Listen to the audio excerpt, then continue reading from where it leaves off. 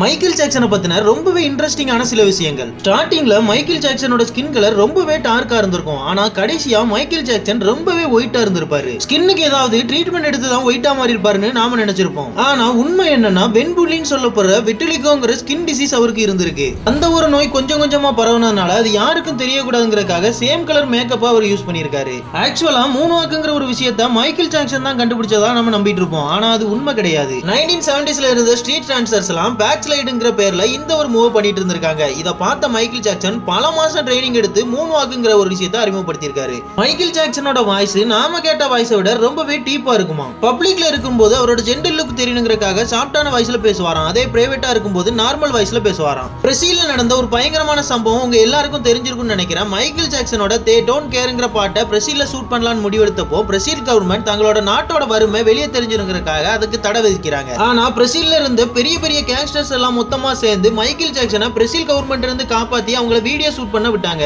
கொஞ்சம் யோசிச்சு பாருங்க, எந்த ஒரு இன்டர்நெட்டுமே இல்லாத அந்த ஒரு காலத்துல இவ்வளவு பெரிய ஃபேன் பேஸ் வச்சிருந்த தலைவன் வேற லெவல் தாங்க.